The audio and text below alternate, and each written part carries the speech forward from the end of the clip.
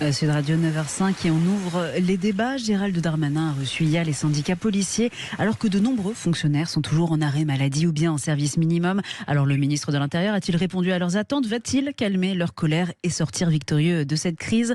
On vous pose la question sur notre compte Twitter Sud Radio et vous êtes une majorité à penser que non, Gérald Darmanin ne va pas gagner de points à l'issue de la réunion hier soir avec les syndicats de police. Continuez à voter, appelez-nous en direct au 826 300 300 et on en débat avec nos deux invités. Alain Morel, secrétaire général adjoint du syndicat policier SCSI, bonjour.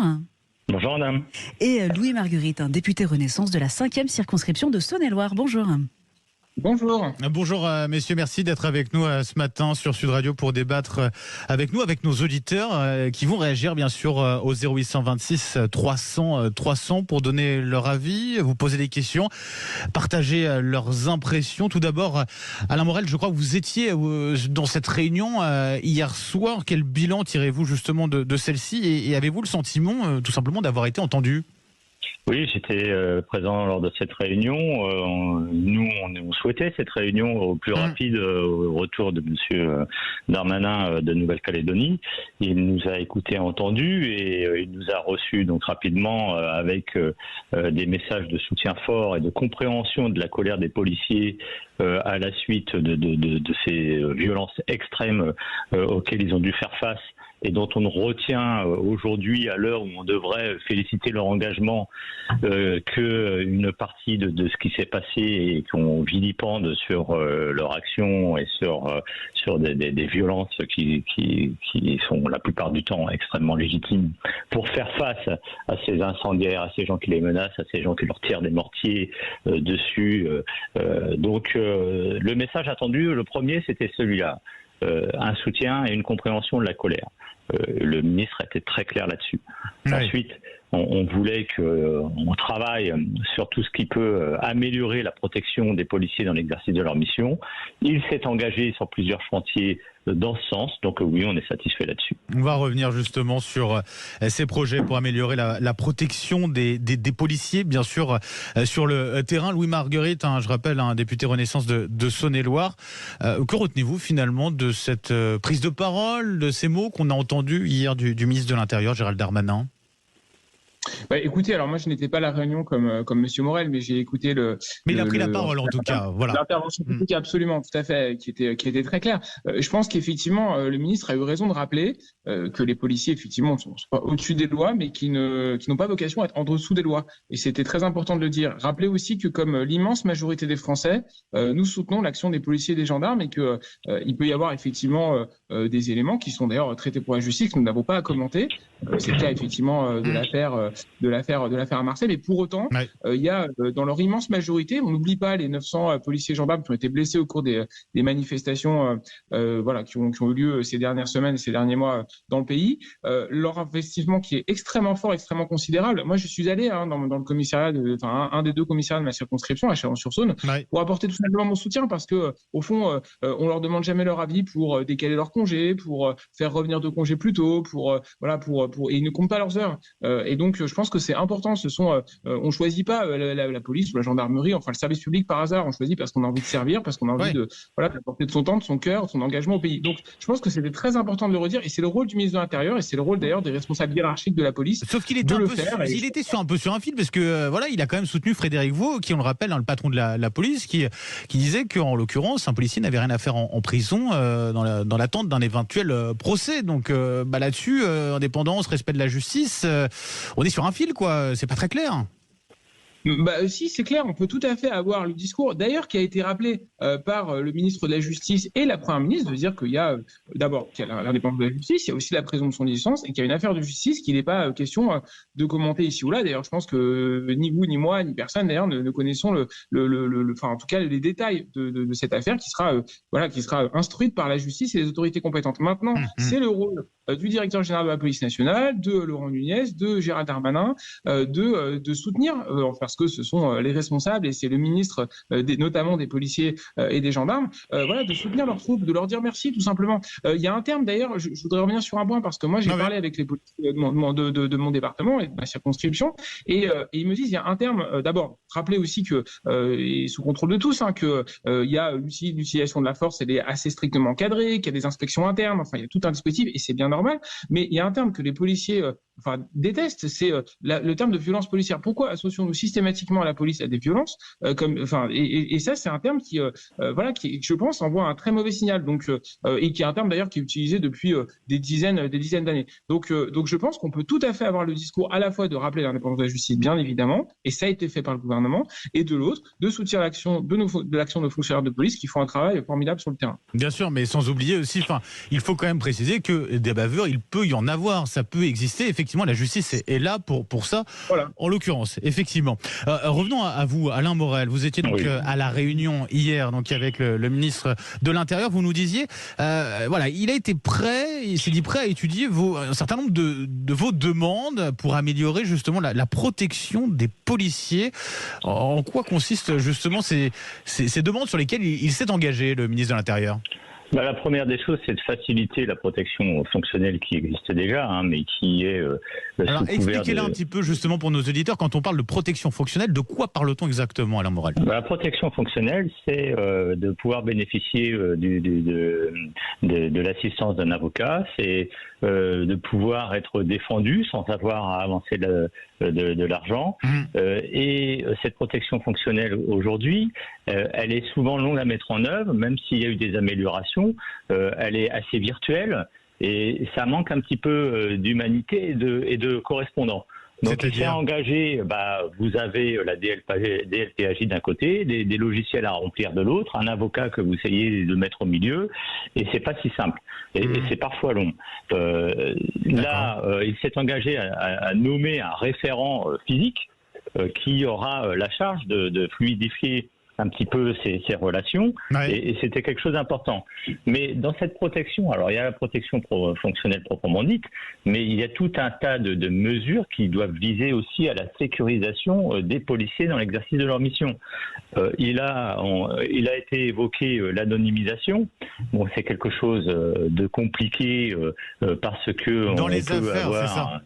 Oui, dans les affaires. Alors ça existe déjà. Ça existe déjà pour certains services comme le RAID, les BRI, qui, quand ils actent en procédure, sont anonymisés avec leur numéro RIO. On était plutôt favorable à quelque chose qui soit un peu généralisé sur cette anonymisation, parce qu'on trouve trop facilement les noms des policiers, de leurs adresses, celles de leur famille, de l'école de leurs enfants, un peu partout et sur les murs des cités et ailleurs. On n'est pas à l'abri que ça fuite dans les médias, effectivement. On n'est pas à l'abri que ça fuite dans les médias, et on a vu récemment que c'est arrivé et qu'il a fallu protéger la famille d'un des mis en cause. Bon, sur les décisions de détention provisoire. Parce que ça, c'est un enjeu important, très clairement. Oui, c'est un enjeu. En tout cas, au SCSI, on n'oppose jamais la police et la justice. Ça n'empêche pas qu'on peut commenter des décisions de justice. En l'occurrence, il y a eu un manque fort de communication des autorités de justice sur ces détentions provisoires. Les prétextes avancés quand il s'agit de ne pas faire de pression sur les victimes ou d'éviter la concertation, on ne voit pas quelle est la justification de ces deux critères qui sont avancés. Ça pourrait être le cas pour n'importe qui, en l'occurrence. Ça pourrait être avancé pour n'importe qui.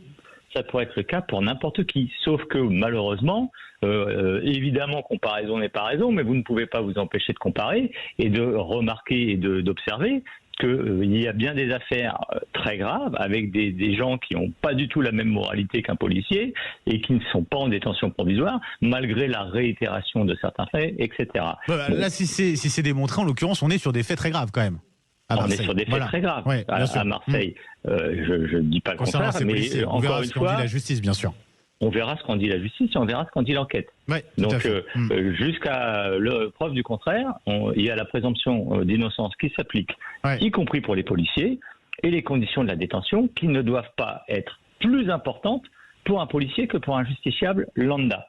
Donc bon, il est hier soir avec le ministre de l'Intérieur, on a réfléchi à des possibilités en liaison avec les acteurs de justice pour imaginer comment faire pour améliorer ces situations.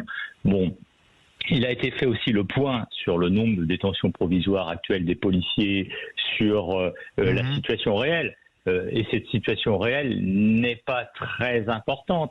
Mais quand au lendemain de l'engagement de ces policiers qui, comme le disait le sur député du 71, Louis Marguerite, sur ces émeutes, quand on voit leur engagement, quand on voit qu'ils reviennent naturellement eux-mêmes de leur congé, qu'ils sont fatigués, qu'on va les réengager sur la Coupe du Monde de rugby, qu'on va les réengager sur les Jeux Olympiques, qu'ils sortent des gilets jaunes, qu'ils sortent des manifestations multiples et variées, à un moment donné, ce qu'ils attendent, c'est pas d'être vilipendés sur la place publique, c'est une reconnaissance. Et cette reconnaissance, elle n'est pas arrivée. On a stigmatisé leur action, on parle de violence policière, et cette colère, elle était légitime. Et nous attendions à ce que le ministre de l'Intérieur comprenne cette colère et soutienne les policiers. C'est ce qu'il a fait. C'est ce qu'il a fait, effectivement. Je voudrais juste faire réagir Louis Marguerite sur cette question. Je rappelle, un député Renaissance de Saône-et-Loire. Je voudrais vous faire réagir sur cette question parce que tout par delà, placement en détention provisoire. Est-ce qu'il y a des pistes de réflexion? Est-ce que vous seriez favorable éventuellement? Est-ce que les policiers aient un statut un peu différent pour éviter justement ce type de décision, de placement en détention provisoire dans l'attente d'un procès en l'occurrence? Alors, là encore, je pense qu'il faut être assez prudent sur ces questions. Le placement en détention provisoire, il est assez, d'abord, il est assez encadré. Il est d'ailleurs assez rare, y compris pour des faits assez graves. En fait, et ça vient d'être expliqué. Le placement en détention provisoire, il est décidé par une autorité de justice indépendante qui considère soit qu'il y a un trouble manifeste à l'ordre public si le prévenu, en tout cas le mis en cause, dans n'importe quelle affaire, peut présenter un trouble à l'ordre public, un risque de récidive immédiate, et où la concertation, voilà. Enfin, en tout cas, c'est plutôt assez rare, y compris d'ailleurs sur des faits graves. Encore une fois, par définition, ni vous ni moi avons tous les éléments du dossier, des détails qui ont poussé. C'est vrai que c'est là où sans doute que ça a suscité l'émoi. Donc je ne vais pas commenter le fond encore une fois du placement en détention provisoire. En revanche, c'est vrai que ça arrive à un moment. Là, c'est de manière globale. Là, c'est une question qui se pose globalement. On n'est pas sur cet exemple typique sur ce qui se passe à Marseille. Mais ce qui explique sans doute l'émoi que ça a provoqué dans les rangs de nos policiers qui doivent être soutenus. Et encore une fois, c'est le rôle des pouvoirs publics d'expliquer qu'il y a des fonctionnaires de police qui, voilà, c'est que ça arrive à un moment après une longue série d'engagements très intenses, sans doute de fatigue physique, de fatigue morale, c'est normal. Et donc voilà, donc c'est sans doute ça. Je pense pas que les policiers, encore une fois, cherchent à d'abord non seulement à remettre en cause l'indépendance de la justice, parce que je le rappelle, la chaîne pénale fonctionne bien, et y compris au niveau ministériel. C'est pas toujours arrivé dans l'histoire des gouvernements de la Ve République. On a deux ministres d'ailleurs qui se complètent assez bien, qui se répondent à l'un. On l'a vu d'ailleurs pendant les émeutes, ils se sont bien répondus l'un à l'autre. Il y a eu évidemment une action très forte des policiers et des gendarmes avec une réponse sécuritaire très forte et immédiate qui a permis de calmer les émeutes relativement rapidement, d'une part, et effectivement ensuite des poursuites et des jugements avec des condamnations assez sévères, à juste titre d'ailleurs. Donc voilà, donc encore une fois, je pense qu'il n'y a pas dans les rangs de la police la volonté de remettre en cause cela. En revanche, effectivement, ce qui a suscité l'émoi, c'est ce moment où on arrive dans un moment de grande fatigue, de grande tension et des généralisations systématiques de ce terme. Donc, après, pour répondre à votre question, je pense qu'il faut être concrètement, voilà. Parce que ça, je l'entends effectivement, mais voilà. Ouais. C'est important de le préciser effectivement, mais j'aimerais vous entendre aussi très concrètement. Voilà, oui ou non, est-ce que vous êtes pour ou contre éventuellement? Est-ce qu'on ouvre le débat?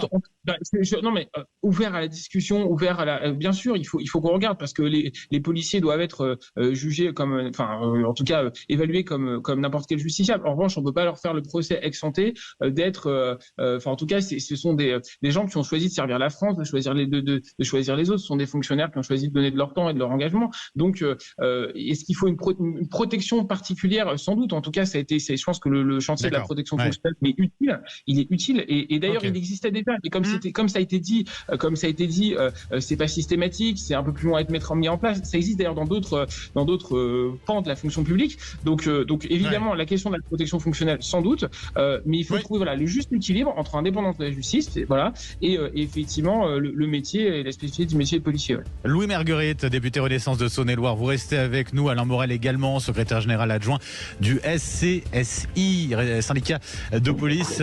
On continue les débats dans un instant avec vous, bien sûr, 0826 300 300. Vous voulez réagir à ce que viennent de dire nos invités, vous nous appelez, on vous accueille sur Sud Radio comme toujours. Dans 7h-10h, Benjamin Glaise, Laurie Leclerc. Et les grands débats du matin. La suite, Gérald Darmanin qui a reçu les syndicats de police hier soir. Suffisant ou pas pour calmer la gronde des policiers? On continue le débat bien sûr avec Alain Morel, secrétaire général adjoint du SCSI, présent donc hier à la Réunion. Et puis Louis Marguerite, député Renaissance de la 5e circonscription de Saône-et-Loire. On va, avant de vous réécouter messieurs, on va directement au standard 0826 300 300 avec un auditeur je crois. Oui, avec François des Yvelines, bonjour.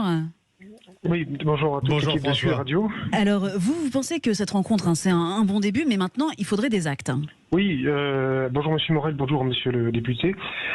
Effectivement, alors déjà, il y a une petite trajectoire quand même que je rappelle, c'est que Monsieur Darmanin, il a quand même poussé la réforme de la police judiciaire, malgré les avis contraires des policiers. Donc, Monsieur Morel saura beaucoup plus en parler que moi, mais on peut dire qu'il y a quand même un historique, et je pense qu'il faudrait que Monsieur le ministre donne des objectifs et des choses concrètes aussi, je pense, aux policiers. Maintenant, on va voir quel est le retour de la base. Mais je pense moi, j'attendrai deux choses quand même concrètes. Premièrement, ce que je trouve inégal, c'est que les policiers sont astreints à un contrôle par les GIGN de leurs actes, et aussi, notamment, on commente librement dans la presse ou même sur les réseaux sociaux leurs actions sur le terrain, alors que, si je dois parler de la justice, je ne me souviens pas qu'un juge ait été, désavoué par son ministre quand une décision, ça c'est même interdit de pouvoir commenter les décisions de justice. Donc je trouve qu'il y a quand même deux poids deux mesures par rapport à deux administrations qui sont censées faire régner l'ordre et la justice en France. Mais en tout cas, sur les réseaux sociaux, la justice, elle est épinglée aussi. Oui, mais le CSM, il dit lui-même, vous n'avez pas à commenter les décisions de justice. Donc en fait, les Français doivent quasiment... Et votre deuxième point, du coup, François? Le deuxième point, moi, je m'étonne du fait que le policier ait été mis en détention provisoire. J'aimerais bien savoir pourquoi, parce qu'effectivement, on dit tous qu'au niveau judiciaire, il n'y a pas vraiment de raison, que ce soit pour le trouble à l'ordre public, si ce n'est parce qu'on craignait que ça crée de nouvelles émeutes. Donc je pose directement la question, dans quelle mesure est-il réaliste de penser que ce policier a été mis en détention pour éviter de nouvelles émeutes? Alors François, pour l'instant, on n'a pas accès au dossier de toute façon. Ce qui est dit officiellement, ce qu'on sait a priori, c'est que éviter les pressions sur famille, sur les proches, et puis éviter concertation avec les autres policiers, en l'occurrence sur ce placement en détention provisoire. J'aimerais aussi, par ailleurs, par rapport à ce que vous disiez, François, merci en tout cas d'avoir été avec nous ce matin sur Sud Radio, faire réagir tout simplement Alain Morel après cette réunion. Est-ce que vous appelez vos collègues à reprendre le travail?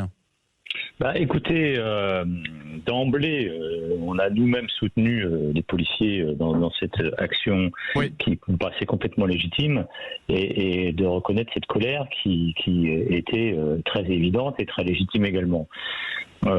En même temps, on a aussi appelé à continuer à travailler et à garantir la sécurité de tous, de nos citoyens. Et il faut que effectivement les policiers soient aujourd'hui et maintenant et encore en capacité de pouvoir assurer ce service public qui est très particulier. Et donc pour vous, on ne souhaite pas qu'il y ait une gêne à l'activité et à la protection des personnes et des biens. La colère, elle est légitime, elle a été entendue. Mais c'est le cas par endroit, notamment à Marseille, où forcément il y a des conséquences. Alors, vous dites quoi? Parce que vous avez une parole qui porte aussi en tant que représentant, justement, on dit quoi? On dit qu'il y a une colère. Cette colère a été entendue. Maintenant, il va falloir travailler sur les chantiers de sécurisation du métier de policier. Le ministre s'y est engagé. On ne peut pas maintenir un mouvement de grogne éternellement. Et il nous appartient en responsabilité d'assurer ce service public le mieux possible. Ce que les policiers font. Merci pour votre clarté à ce sujet, Alain Morel. Voilà. Effectivement, vous êtes très clair sur ce sujet. Louis, Marguerite, vous avez bon espoir, en tout cas, après cette réunion hier soir, que le calme revienne aussi, l'apaisement avec la police, avec les policiers? D'abord, je salue le message qui vient d'être indiqué à l'instant. Effectivement, ça montre d'ailleurs l'aspect responsable qui est très clair, et je vous en remercie parce que d'abord, je rappelle aussi que les policiers s'étaient pas mis en grève. Il y avait eu effectivement moindre activité. Ils avaient réservé aux affaires les plus graves, les plus urgentes, etc. Et puis des arrêts maladie aussi pour certains. C'était pas vrai, et c'était en plus pas vrai dans tous les commissariats. Moi, c'était pas le cas en Saône-et-Loire, et c'était plutôt là. Donc, juste rappeler ça. Le message, je le salue, et parce qu'il est extrêmement responsable. Et effectivement, et ça ne veut pas dire d'ailleurs que tout a été réglé. Je voudrais simplement rajouter, on n'a pas attendu, quand on dit on ne commande pas les décisions de justice, on ne commande pas les décisions de justice d'affaires en cours. Encore une fois, c'est difficile de répondre sur l'affaire. On aura d'ailleurs personne qui nous écoute n'ont accès au dossier, d'une certaine façon, heureusement, c'est important que ce soit ainsi. Mais en revanche, sur la politique pénale, on peut toujours se prononcer. C'est le rôle d'ailleurs des responsables publics et y compris du législateur, et on fera d'ailleurs le bilan de ce qui s'est passé, notamment après les émeutes, sur est-ce qu'on a la bonne politique pénale. On a évidemment des enjeux d'ailleurs de temps de réaction de la justice aussi. Ça, je pense que c'est important. Les policiers nous disent souvent, nous, on fait notre travail d'interpellation, on fait notre travail d'enquête, on fait notre travail sur le terrain. Maintenant, on aimerait bien effectivement que les choses soient suivies des faits. C'est le cas dans un certain nombre d'endroits, c'est pas le cas partout pour plein de raisons, sans doute aussi. Encore du travail là-dessus. L'engorgement des tribunaux, des parquetiers, donc on a renforcé aussi d'ailleurs les moyens. Je voudrais simplement mentionner un point. On n'a pas attendu cette crise pour renforcer les moyens. Il y a eu la loi d'orientation, la LOPMI, la loi d'orientation et de programmation du ministère de l'Intérieur, qui a renforcé les moyens de la police et de la gendarmerie. Je rappelle aussi la création de centres de gendarmerie. Donc, et ça, c'est important, qui a été d'ailleurs voté assez au-delà des bancs de la majorité. Ça prouve d'ailleurs qu'on a un attachement. Voilà. Donc, je voudrais simplement éclairer, ça ne résout pas tous les sujets. Il y a des chantiers qui ont été ouverts. Évidemment, il faut qu'on continue. Et je salue en tout cas ce qui vient d'être annoncé par M. Morel. Et je vous remercie pour la qualité de ce débat. Je remercie également François, notre auditeur, qui était avec nous au 0826 300. Louis, Marguerite, je rappelle que vous êtes député Renaissance de Saône-et-Loire. Merci à vous, et merci à vous également Alain Morel, secrétaire général adjoint du SCSI, syndicat de police. Merci à vous deux et bonne journée. Merci. Allez, dans un instant, 9h29 sur Sud Radio, votre invité, Laurie. Oui, c'est un mentaliste qui propose également un one-man show, Fabien Olicard. Allez, à tout de suite sur Sud Radio.